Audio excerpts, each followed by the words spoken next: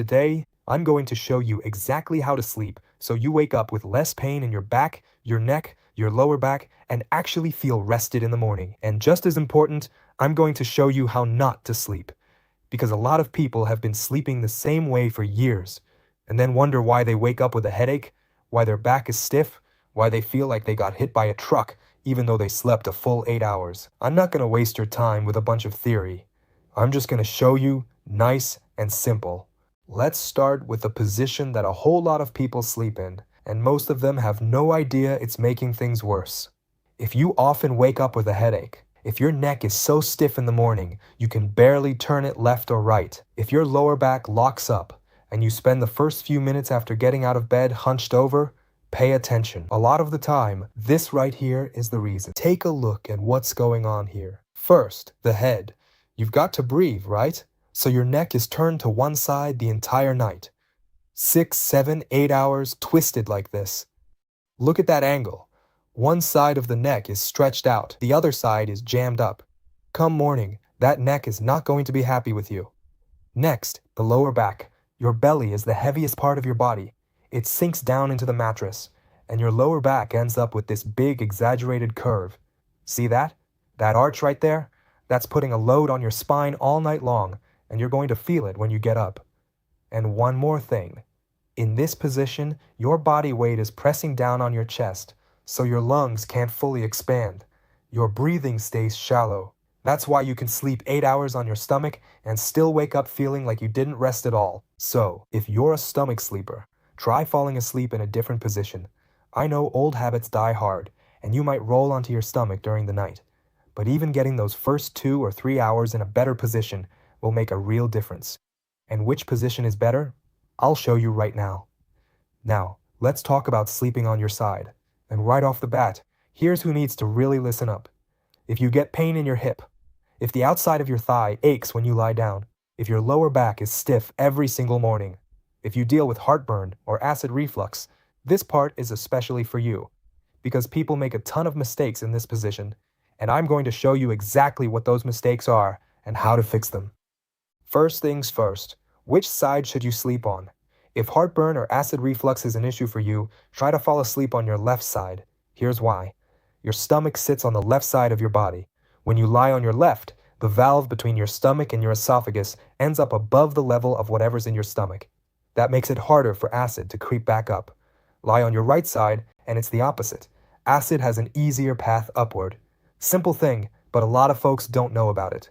And obviously, if one shoulder or one hip hurts, sleep on the other side so you're not pressing on the sore spot all night. Now, let's go through 3 key areas, and for each one, I'll show you the wrong way and then the right way. Area 1, your neck and your pillow. Look at this. The pillow is too thick. See how the head is pushed up? The neck is bent at an angle. Sleep like that all night, and your neck will be screaming at you in the morning. Guaranteed. And here, the pillow is way too thin. The head drops down. The neck is kinked in the other direction. Same problem, different angle. Now here, this is what you want. The pillow fills the space between your shoulder and your head, so that your head is basically a straight continuation of your spine. Not too high, not too low. Quick tip. If your pillow isn't quite the right height, grab a regular bath towel, fold it up, and slide it under the pillow. Need it a little higher? Add a fold. Too high? Take one away. You can dial it in perfectly, and it doesn't cost you a thing. Area 2. Your lower back and your waist. This is the one almost everybody misses, and it's a big reason people who sleep on their side wake up with a sore lower back. Look, your shoulders are wide, your hips are wide, but your waist in between is narrower. So this whole midsection right here sags toward the mattress. Your lower back hangs like that all night, and by morning, it hurts. Take a thin pillow or a folded up towel and tuck it right here under your waist, between your ribs and your hip. Just like that. See the difference? The lower back is supported now. The spine is straight. Simple fix, big payoff. Area 3. Your knees and your hip. If you get pain in your hip, on the outside of your thigh, or if it takes you a while to get moving in the morning, listen carefully, because this one is often the missing piece. When that top leg just lies there like this, its weight pulls your pelvis down, your pelvis tilts, and it drags your lower back with it. Plus, your knees are pressing into each other, and that joint doesn't appreciate it either. So, you're getting a double dose of trouble, hip and lower back. Put a pillow between your knees right here. Look, now the legs are parallel, the pelvis is level, the lower back isn't twisted. If your hip has been bothering you, try this tonight. A lot of people are surprised how much of a difference this one little thing makes. So, to sum up side sleeping, a proper pillow under your head, a thin support under your waist, and a pillow between your knees. 3 points, and your body is lined up the way it should be. By the way, if you try even just one of these tonight, you're going to feel the difference tomorrow morning. Now, let's move on to sleeping on your back, and I've got one simple trick here that takes the pressure off your lower back almost instantly. If your lower back bothers you, especially in the morning, if the first few minutes after getting up you just can't straighten out, if you get that stiff, locked up feeling all along your spine, if your shoulders or your shoulder blades ache, sleeping on your back might be the best option for you. But only if you do it the right way, and a lot of people don't. So, let me show you here. The pillow's too thick. Look, the head is pushed forward, shin jammed into the chest. It's basically like spending 6 hours staring down at your phone. Your neck works overtime in this position, and you're going to know about it in the morning.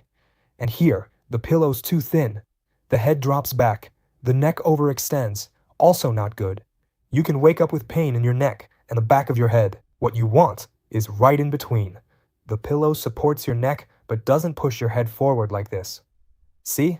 Face pointing straight up at the ceiling, neck in a natural position.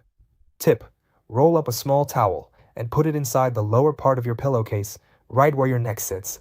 That gives you extra support exactly where your neck curves. Give it a try. You'll feel the difference right away. When you lie on your back with your legs fully extended like this, there's a gap under your lower back. Can you see that? I can fit my whole hand in there. That's because the muscles on the front of your thigh, when the legs are straight, pull on the lower back and create this exaggerated arch. Spend a whole night like that, and your lower back is going to ache in the morning. Now, watch what happens. I put a pillow or a rolled up blanket right under the knees, just like that. See what changed? The knees bent slightly. Those thigh muscles relaxed, and the lower back dropped down toward the mattress. The gap is gone. The curve is natural now, not excessive. Takes 5 seconds to set up. And if you've been waking up with lower back pain, this might be exactly what you've been missing. A lot of people who try this for the first time come back and say, "Why did nobody ever tell me this before?" Well, now you know. If you've got a sore shoulder, don't put your arm behind your head, and don't let it just lie flat along your body. Both of those create tension in the joint.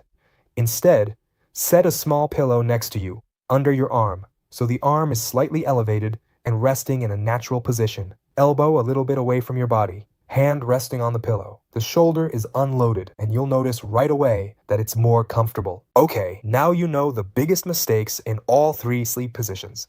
But here's the good part.